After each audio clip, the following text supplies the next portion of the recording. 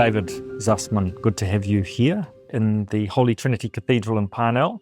Looking forward to talking a little about housing with you this afternoon. But I'm aware you've been in the housing game for quite a while. I'd really love if, to start off, you could share your journey from some of the early days through to the present in terms of housing and the roles you've played over the years. Okay, well, I was very lucky to start as a trainee housing officer for the London Borough of Bromley, somewhere before the beginning of the 90s. So that's, Bromley's an outer London borough. And I was kind of really lucky to do that job because not only did I get trained by them in lots of different parts of housing, but I was able to do one day a week. I went off to what was then Westminster College or University of Westminster and did a professional qualification in housing, which I did pass despite spending too much time in the pub, probably at lunchtimes. But that was really great for me, and I was able to progress as what they called a housing officer, and then I became a team leader. But that London Borough of Bromley was one of the early large-scale voluntary transfers, so I experienced that whole kind of movement from being a council organisation to being what's called a registered social and a housing association. It was a decision where the council, it was under legislation that the council could divest or sell its housing stock, but it needed 2/3 of the vote of the tenants. And in those days, they weren't selling it at market value. It was much reduced market value, and in return there was a charter and a commitment to tenants that the rents would only increase by 70%, that there would be investment in maintenance and backlog and maintenance and those sort of things. But it enabled the independent housing association to actually borrow from the private markets because of the kind of value that was in the housing stock. So this was 12,000 homes across one London borough. So David, in the British context, is the housing ownership in terms of the provision of the social and affordable housing, is that retained and recycled within those housing associations?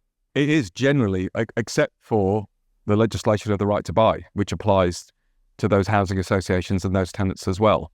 But generally, the concept is that these are organisations that continue to build and respond to the local need of housing in the areas that they exist. I mean, it's been a while since I've been part of that scene, but the current scene is there's some very, very large housing associations now that have become national, and fewer of the smaller ones. So David, going back to your early career, can you just walk us through the next steps and stages and the parts of the system you worked in? Yeah, so look, I had about 10 years with the Housing Association, and so it was kind of great forming ground for me, and got to kind of manage a multidisciplinary team. But this is all about managing housing, so it was what we call the tenancy and property management of like 3,000 properties. And then I kind of shifted to some other kind of project work. But at that point, I'd begun the transition to move to New Zealand. And actually, the last thing I did was something that was new for the Housing Association. I was kind of project managing what was called a youth foyer project with another partner, which I really enjoyed. And it's kind of influenced kind of the work that I did when I got back to New Zealand. The irony is that probably when I left England, I told everyone, oh, that's it, I'm doing something different. I'm not going to work in housing again. I'm going to do something different. And so about 3 months later, I got a job with Housing New Zealand as a tenancy manager covering someone's maternity leave in Panmure. And actually, that was a fantastic year. That team in Panmure taught me a lot about what it means to be a Kiwi. And so I really appreciate kind of that environment and working with them. Had a little break, but I kind of got a love for the community development and the housing. And a little time later, I had another job with Housing New Zealand. I was the community development manager for Talbot Park, which again, it just combined two things that I, by that time, loved: housing, and community, So we were right in the middle of kind of, a redevelopment of a number of houses in Glen Innes, and that was 18 months there. Had a little break in the UK, where actually I worked for another housing association in the north of England this time, which was also brilliant. But when I came back, I was offered a role with a not-for-profit organisation, community housing organisation in South Auckland. I was with them for 10 years, and that organisation was a real community-based organisation, grounded in kind of emergency housing, social justice, and community housing. And so, that was really kind of an honour to be part of that. So I saw a kind of lot of work with them, and the social justice suited me because it manifested itself in, being able to articulate and advocate in the media for with others for housing change. David, there's a theme of grassroots there in terms of tenants, tenancies and such. Like, I'm really interested to hear your view on the place for tenants and the agency of tenants within the housing system and what role you think they play or should play. Well, that's a great question, because actually when I was with that organisation, that community housing organisation, my office ended up being at the end of a corridor next to the housing for 6 families. And I reflected on that because I was very comfortable with that. And, being that close just gives you a kind of bit more of a reality of what it's really like. Because you can never know what it's like to be living in that situation when you're providing the service. So it's given me a lot of reflection. Look, generally, I think we say tenants are at the heart of everything that we do. I think there's probably there is a lot of good practice of involving residents, clients and tenants, but I think there's a challenge for our sector of really putting them at the heart of decision making. I think we generally, with good intent and generally good results, we'll make decisions, but if we challenge ourselves, we're making them on behalf of other people.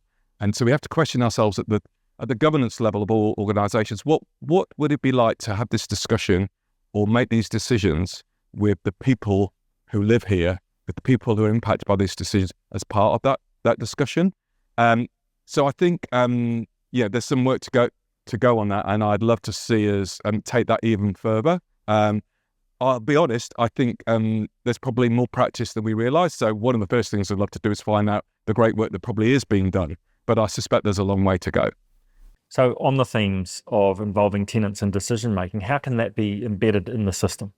Yeah, so look, I suppose I was referring within an organisation level, within our community housing providers, but it's just as critical because there's all these policies are being made, and again, by a system that's well-meaning, we hope, the work that we've been doing with many others recently has just given us some amazing insights.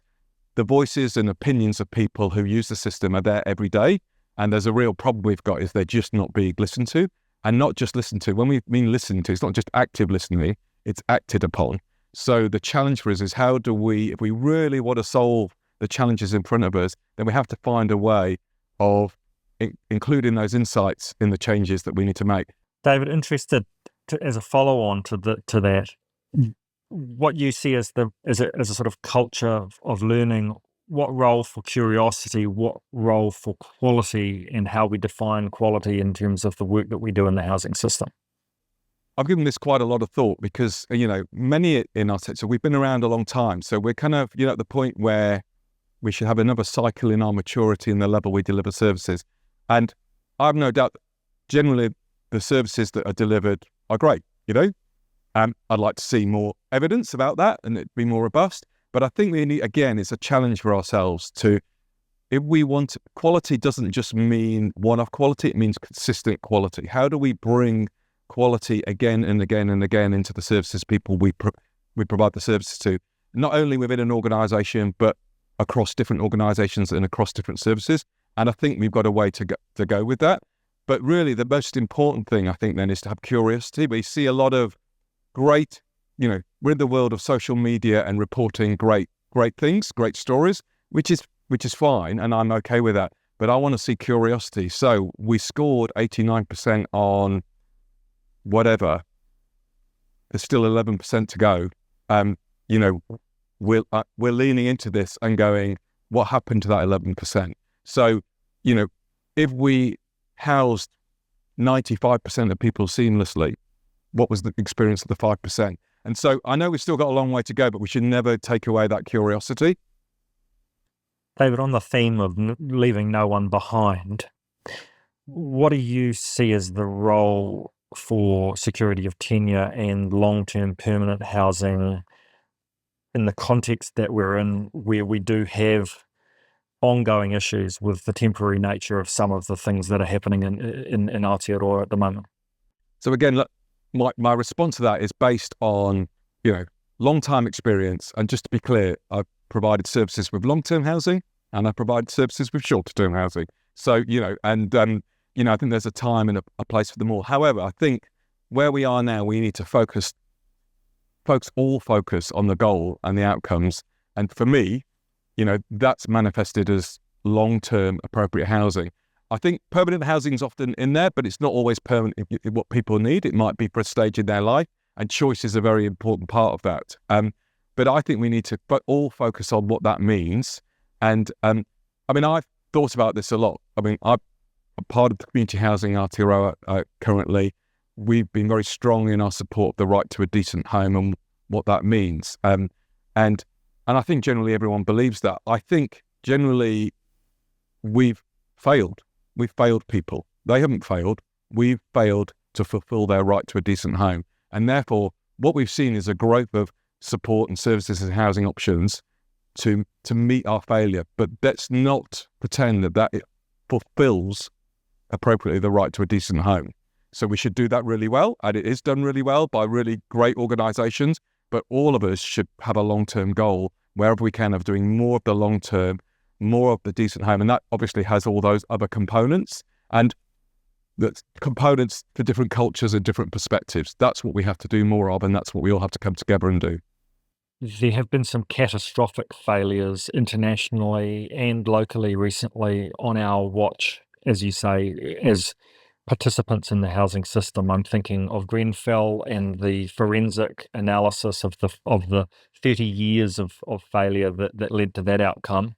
I'm also thinking of Loafers Lodge in the New Zealand context. What are your observations of some of the things that are most troubling that we most need to focus our attention on in the New Zealand housing system at this time? Well, most troubling are kind of the long-term kind of mistakes and choices that we make, big and small, that ended up having a cumulative impact. And again, really, I don't really want to go into those. I've thought again about where the solution lies, and that's why I'm kind of proud to be part of a community housing sector that really, the regulation, standards, policies, procedures, risk management, health and safety. These are things that often quite hard to do every day, but they're actually the things that keep people safe, and we'll never see the lives that are saved by having great systems, great processes within our organizations. And so that's one thing that's one thing we do is continue to work with organizations and encourage them to do the best job they can do and not stop there. There's always improvements. And sometimes it's really hard. Sometimes it costs lots of money. Sometimes they get criticized. But actually, you say you're housing people well. I think we talk about words like safe, secure. So what does safe mean? People get to live, safely. There may be a fire, there may be an incident. They live through them because of the systems in place, the building materials, the infrastructure, the way the human kind of issues were managed and practiced, and biosafety and education and all those things. And they're the things that you have to do every day, and they don't always hit the headlines. But we go back, it's easy to be critical of those, but we do need to also I think we have a responsibility to point out where we see those failures and demand, request, try and influence for a higher standard. And I come back to that's why quality is really important to me. And this isn't a criticism, this is an observation. We've just got to stay focused on and always challenge ourselves that we can do it better. Thanks, David. I'm interested now in some of your observations around the things that we're doing that are working really well that we might do more of more often in terms of sharing some of the successes and the strengths that you see out there. Cool. Well, look, we see great things every day. And I think that's because I think there's a genuine desire to kind of just do the work and do the best for the people we work with.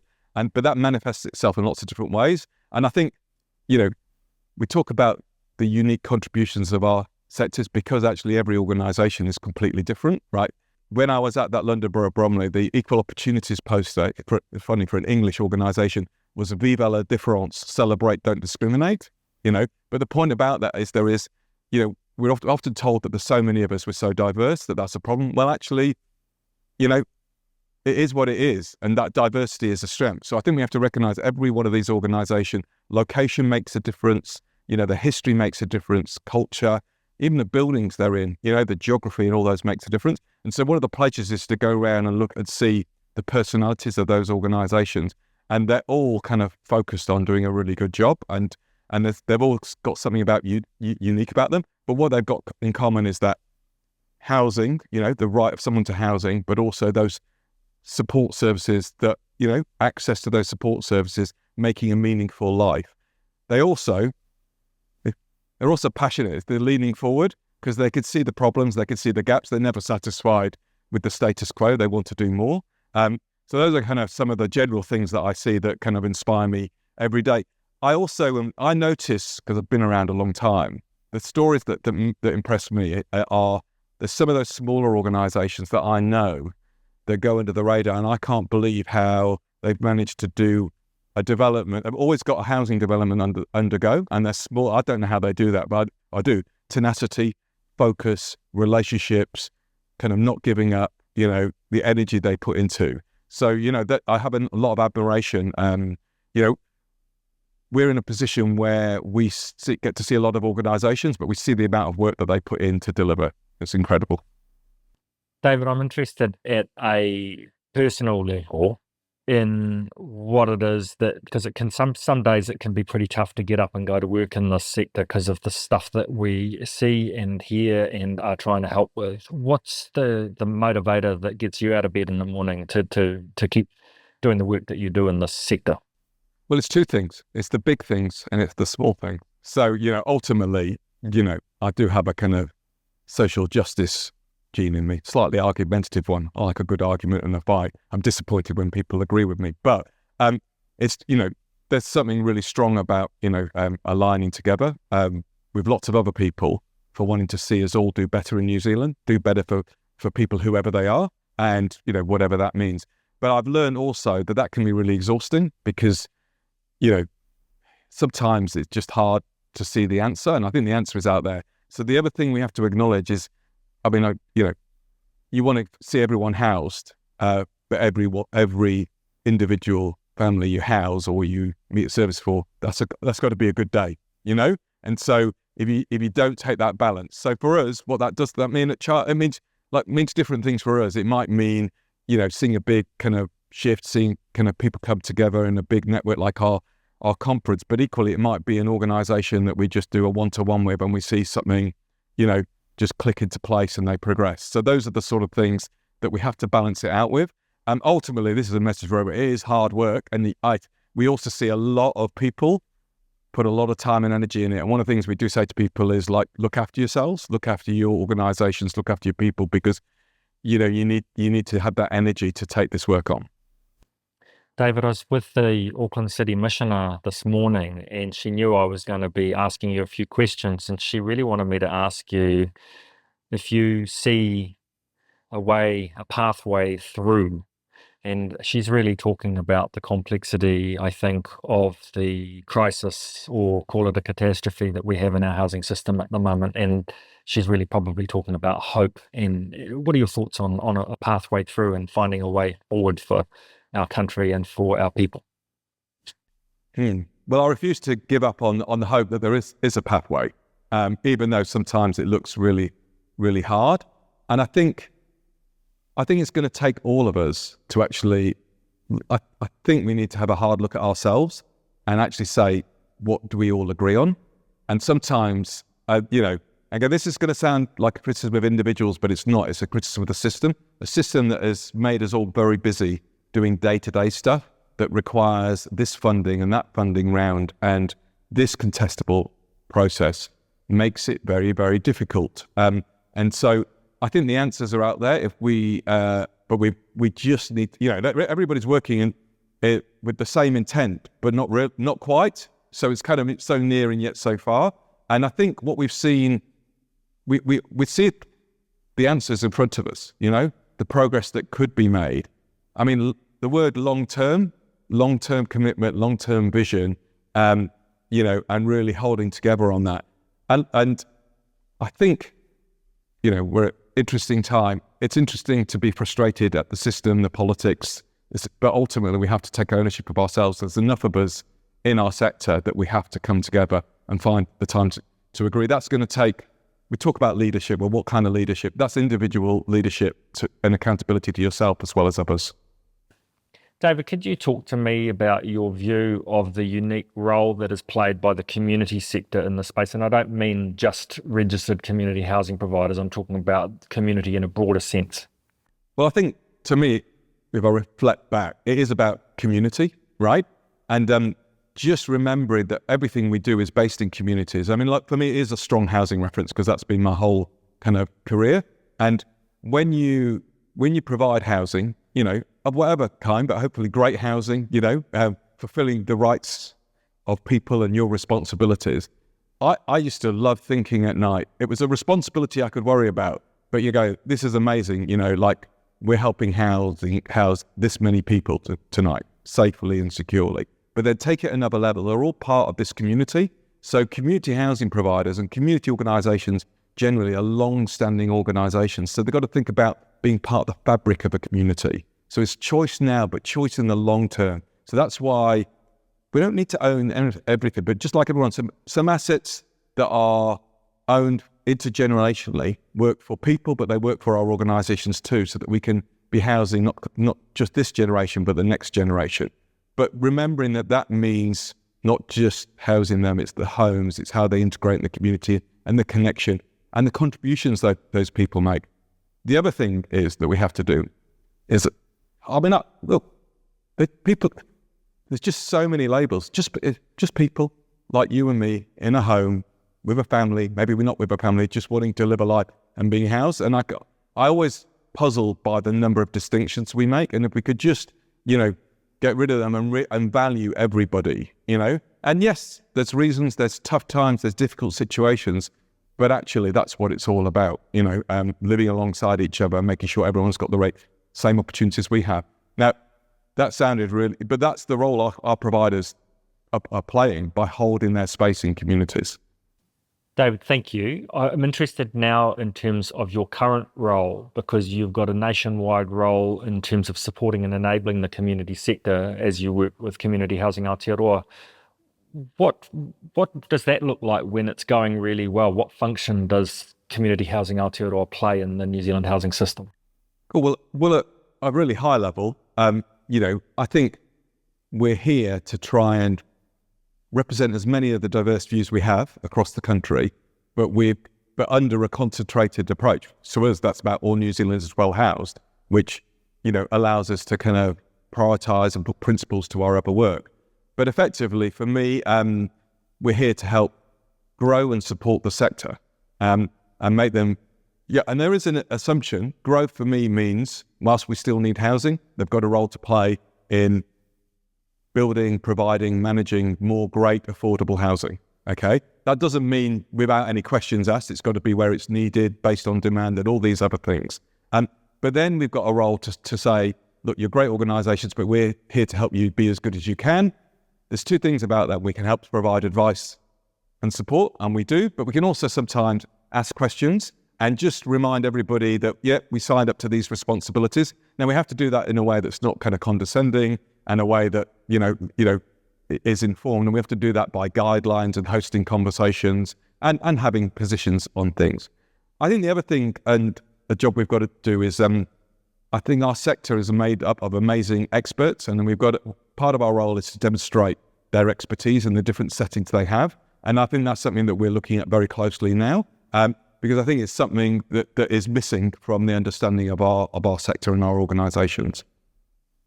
David, could you talk to me a little bit about one of the core roles, clearly, of the community sector, as well as kāinga ora, is tenancy management. And what does really great tenancy management look like when you're doing it really well? Well, that's a good question to ask me, because I did say I started as a trainee housing officer, which basically is a trainee tenancy manager. And actually, it is, well, I have quite a few loves, but it is one of my loves, is tenancy management. And to me, it's always been an undervalued part of what we do. But hopefully it's pretty much valued in our community housing organisations. Tenancy management is that front line, right? It does two things really.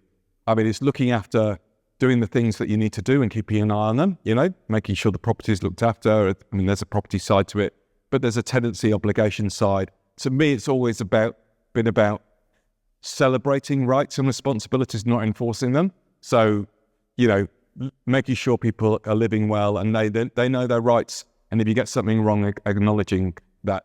But actually, it's a relationship-based piece of work. That's what it's about. And that can make a huge amount of difference. And that's kind of, I'm representing tenancy managers management as the most important element. And that's, I think there's others that are important, but this is your interface with your tenants and their families and your properties and your assets and the community. So to me, it's to be celebrated. And, one of the things we've tried to do at CHA at various times is kind of bring tenancy managers together and operational managers to discuss some of the issues and challenges that they have. To be fair, we do that across any of the areas. But yeah, I think it's also about taking care of business, right? So I think one of the human failings is to always go, project manager, this project's really interesting. Then, let's build the next housing, that's really interesting. This project's really good, let's fundraise here. But actually, every day you do tenancy management. And to be fair, it's not just tenancy management, it's the property management, it's the asset management. It goes back to actually doing things right every day, that quality side of it, and training. I was taught, if you see something, you act on it, right? It may not even be your responsibility, but you're getting paid to do a job. You've got some resources. You see the missing window, you see the cracked window. Then sometimes you're too busy, but actually that you see it, do it because it could make a difference to somebody. David, I'm interested I don't want to bore people. People sometimes think policy's dry and uninteresting, but it plays a critical role. Can you talk to us about policy and the role it plays within the housing system? Yeah, look, I'll talk about that, and particularly from that, that's a key part of our role at Community Housing Aotearoa as well. And so, it's part of our responsibility to provide the best advice we can to government departments, particularly in this case, the Ministry of Housing and Urban Development, but it's others as well. We'll talk to anyone, health has an interest, lots of other government departments do. So, we're always there to try and provide as the best input we can, as early as we can, using our expertise and insights to help provide good policy advice. I'd like to see that policy arm be much, much, much stronger within government. And again, this is a system issue, there's such a kind of dominance of procurement and results driven that often, there's not enough time and resources put into their policy teams. So this is about the power and art of influence. And with a system, again, it's one of these things you have to get up again and again and start afresh and with good intent and believe in good intent, because sometimes you just don't know whether the influence is happening. So that's some of the policy stuff. But actually, CHA also has some very, very well-informed positions. I mean, I'm not, we've developed some expertise and knowledge over the years, partly because our members have that knowledge, but partly because we've got a team that's got long-standing knowledge and experience.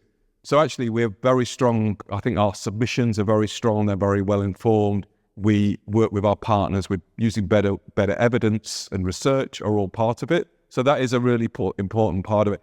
I think, we don't have control over the end result always, but we've just got to take responsibility for doing our bit as well as we can and creating a home for those resources so others can use them. But I'm interested to hear your thoughts in terms of the role that CHA can play with regards to the hearts and minds of the general public, because there's quite often a lack of knowledge or understanding, even of the community sector and what it does. So what are your thoughts on that? Well, I think there's a number of parts to this. And it's one of these things that, if you're looking for the big bang and suddenly we've done our job and everyone knows about us, I think we'll be waiting a long time. So, but there's definitely a role here. Look, I think we've definitely got a role to shine the spotlight on different kind of providers around the country and the great work they do. And that's my point about showing there is expertise. I think we want to show that there is real expertise there. I don't think that's overlooked, because these are organisations that some have been around a long time, long-standing records of delivery with real evidence, of delivery. And I think that is happening, and we can do more of it. But then there's, that's not going to do it on its own. So it's about, what are the big issues we can really that resonate with people. And clearly we're at a time when housing is important for everybody. I think it is difficult. We have to take a long-term view, right? And encourage long-term, responses. That's challenging in our current world, where we are, for everybody on every issue. But I think, what I've seen also is there's lots of different ways of getting the message across, because we all work differently and respond differently. So it's kind of that mix of some written, some's going to be social media, some's going to be short films, some's going to be long films. But actually, I think CHA's responsibility is to keep using it in a targeted way, because it can have a life. The life of these things could be much longer if we use them, properly. And I think that's where CHA can come in and really play a role. David, what is the future for our response as a nation to homelessness? Well, that's a big question, so I'll answer it, trying with a focused response. I think, look, first we have to kind of acknowledge where we've come from, and I'm actually going to deal with the response rather than where we've come from, how did we get here, because I think there's a kind of, maybe there's other narrative on that, but it's well understood, or maybe it needs more illumination.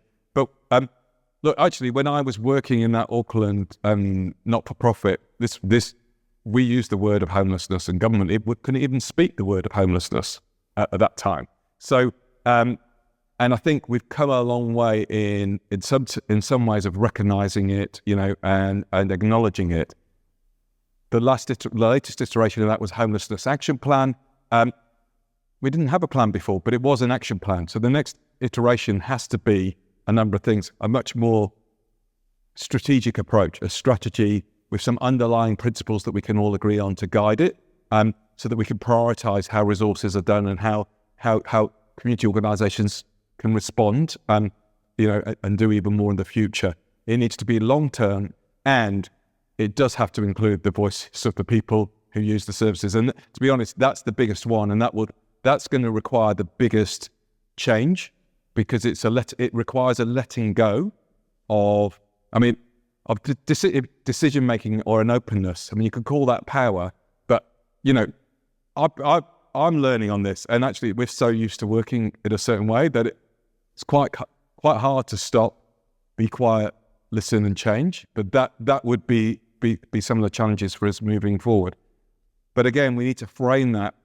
If we want to make the change, we have to work out the more of the fulfillment of the right to a decent home, the long-term choice, appropriate housing wherever it is, well-designed, culturally accessible, all these other things, healthy, in different locations with the right kind of support. We have to do more of that so we can slowly do less, hopefully, switching the tap off, That's going to take a long time, and it comes back to how do we navigate out of it. Short-term solutions aren't going to convince anyone now. We really have to come together with a long-term strategy. David, thanks very much for coming and talking to us today here at Holy Trinity. Pleasure to be here, Paul.